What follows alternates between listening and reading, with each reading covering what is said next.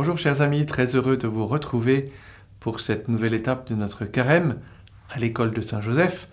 Aujourd'hui nous allons parler, ou plutôt reparler, du don des indulgences. En effet, l'Église nous permet d'obtenir ce don tout au long de l'année de Saint-Joseph, 150e anniversaire de sa proclamation comme patron de l'Église universelle.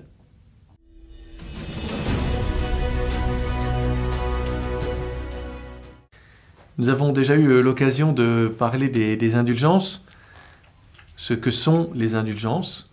Nous allons peut-être voir aujourd'hui comment est-ce qu'on peut obtenir ces indulgences. Vous savez, ce sont ces restes du péché, ce désordre engendré par le péché, celui dont on doit être purifié dans le purgatoire, par exemple. Une âme qui a été libérée de toutes les conséquences du péché, eh bien, entre directement dans la gloire du ciel.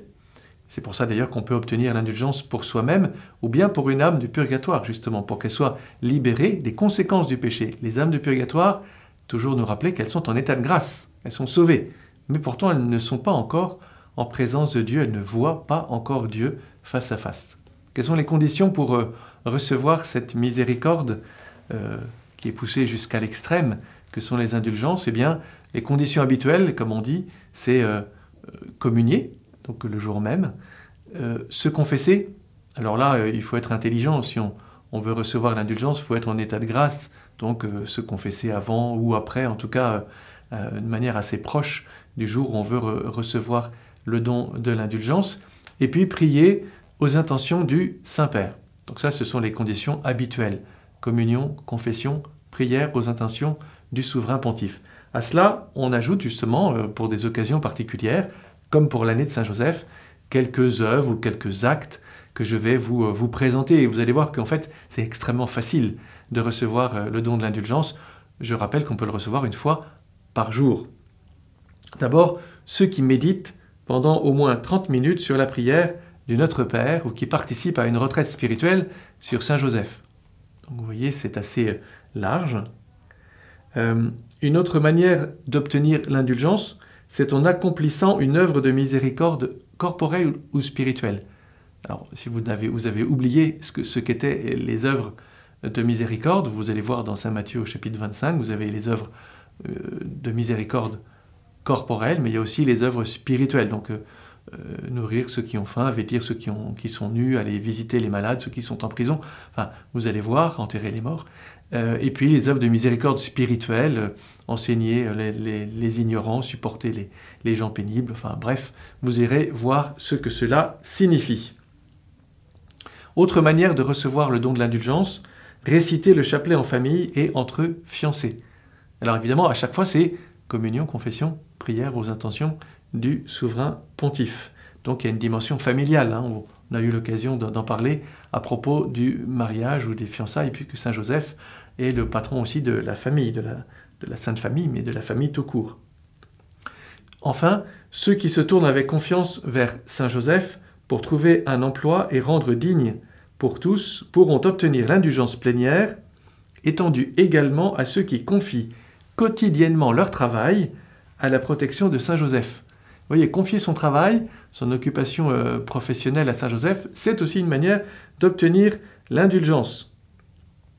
On prévoit aussi d'obtenir l'indulgence quand on récite la litanie à Saint Joseph, dans la tradition latine, et une autre prière dans la tradition grecque. Litanie donc à Saint Joseph.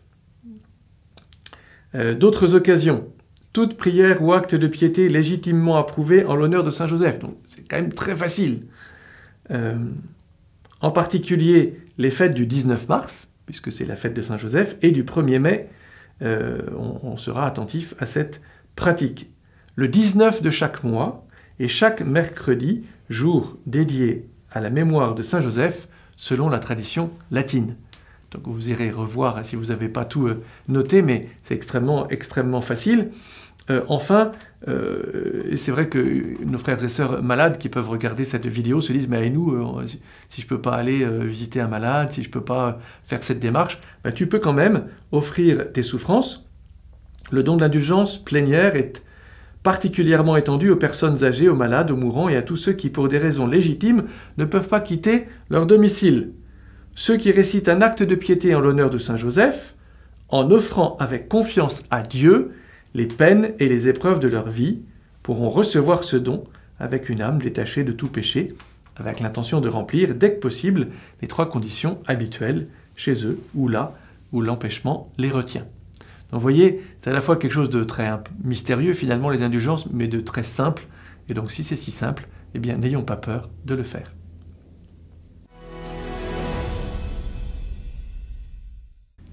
Comme résolution, eh bien je vous propose tout simplement de mettre en pratique ce que nous avons dit et de recevoir aujourd'hui le don de l'indulgence plénière aux conditions que désormais vous connaissez.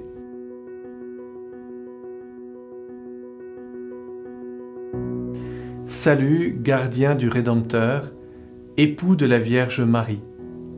À toi, Dieu a confié son Fils.